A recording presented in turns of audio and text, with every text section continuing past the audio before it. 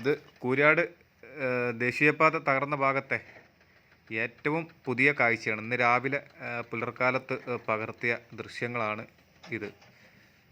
അപ്പോൾ കോഴിക്കോട് ഭാഗത്തേക്കുള്ള സർവീസ് റോഡിലൂടെയാണ് ഇപ്പോൾ ഇരു ഭാഗത്തേക്കുള്ള വാഹനങ്ങളും പോകുന്നത്. കൂടാതെ ഈ വാഹനങ്ങൾ തിരിഞ്ഞും പോകുന്നുണ്ട്. കുറേ വാഹനങ്ങൾ തിരൂരങ്ങാടി വഴിയും കുളപ്പുറത്തുനിന്ന് തിരങ്ങാടി, പിന്നെ അതേമാതിരി മമ്പുറം ആ ഭാഗത്തൂടെയൊക്കെ പോകുന്നുണ്ട്.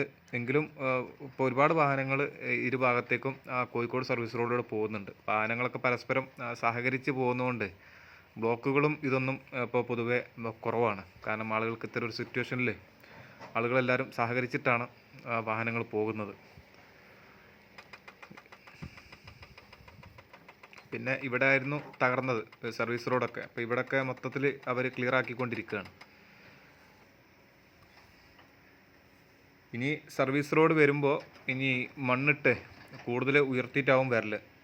ഉയർത്തിയിട്ട് ആണ് ഈ സർവീസ് റോഡ് നിർമ്മിക്കുള്ളൂ. കാരണം എന്താണെന്ന് വെച്ചിട്ടുണ്ടെങ്കിൽ കഴിഞ്ഞ പ്രാവശ്യം ഇതിൻ്റെ വർക്ക് നടക്കുമ്പോൾ തന്നെ, എംബാങ്ക്മെൻറ്റിൻ്റെ വർക്ക് നടക്കുമ്പോൾ തന്നെ സർവീസ് റോഡിൽ മഴക്കാലത്ത് വെള്ളം കയറിയിരുന്നു. അപ്പോൾ ഇനി അത്തരം സംഭവങ്ങൾ ആവർത്തിക്കാതിരിക്കാൻ ഈ സർവീസ് റോഡ് കൂടാതെ 400 മീറ്ററുള്ള വയഡക്റ്റാണ് വരുന്നുള്ളതിലാണ് നിൽക്കുന്നത്. പക്ഷെ അതിൽ ജനങ്ങൾക്ക് വളരെയധികം പ്രതിഷേധമുണ്ട്. 400 മീറ്ററിൽ പോരാ എന്നുള്ള ഒരു അഭിപ്രായം പൊതുവെ ജനങ്ങൾക്കിടയിൽ ഉണ്ട്. പിന്നെ ഇവിടെ പരിശോധന നടത്തിയപ്പോൾ അവിടെയുള്ള ചാർജ് ഉണ്ടായിരുന്ന ഒരു എഞ്ചിനീയറോട് ഞാൻ കുറച്ച് ദിവസമായി ചോദിച്ചപ്പോൾ അവിടെ ഫയലിംഗ് നടത്തിയ പ്രായത്തിലാണ് വർക്കുള്ളതെന്നൊക്കെ നോക്കിയപ്പോൾ ഒരു സ്ഥലത്ത് കിട്ടിയത് കോഴിക്കോട് ഭാഗത്തേക്കുള്ള സർവീസ് റോഡിൽ അവിടെയാണ് അവർ പരിശോധന നടത്തിയത്. അപ്പോൾ അവിടെ ഒരു സ്ഥലത്ത് 47 മീറ്റർ താഴ്ചയിലാണ് കല്ലുള്ള ഭാഗം കിട്ടിയിട്ടുണ്ട്, ഉറപ്പുള്ള ഭാഗം കിട്ടിയിട്ടുണ്ട്. പിന്നെ അതിൻ്റെ തൊട്ടടുത്ത് കുറച്ചപ്പുറത്ത് 22 മീറ്ററിൽ കിട്ടി, പിന്നെ 27 മീറ്ററിൽ. അപ്പോൾ ആ രീതിയിലാണ്. അപ്പോൾ അന്ന് ടോപ്പ് 47 മീറ്റർ താഴ്ചയിലാണ് ഉറപ്പുള്ളത് കിട്ടിയത്. പിന്നെ 22, 27 ആ ലെവലിൽ ഇനിയും അവിടെ പരിശോധന മറ്റു ഭാഗങ്ങളൊക്കെ നടന്നുകൊണ്ടിരിക്കുന്നുണ്ട്. അപ്പോൾ ഉറപ്പുള്ള ഭാഗം എവിടെയാണ്, അതിൻ്റെ മീറ്ററിൻ്റെ കണക്കിലൊക്കെ കൊടുത്ത് അതിൻ്റെ റിപ്പോർട്ടൊക്കെ അവിടെ എത്തി. ഇതിൻ്റെയൊക്കെ ശേഷം ഇതിൻ്റെ പഠനങ്ങളൊക്കെ നടന്നതിന് ശേഷം കൃത്യമായിട്ടുള്ള റിസൾട്ട് വരുന്നത് 400 മീറ്ററിലാണ് അതിൻ്റെ കൂടുതൽ വേണ്ടി വരും എന്നുള്ള എല്ലാ കാര്യങ്ങളും വരികയാണ്.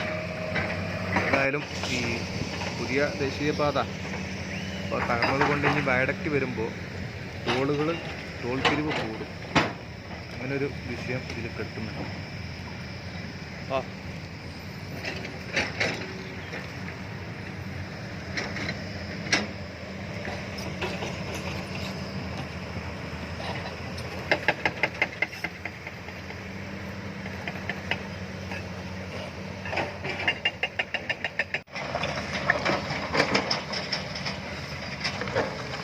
പുലർക്കാലത്ത് പകർത്തിയ ദൃശ്യങ്ങളാണ്.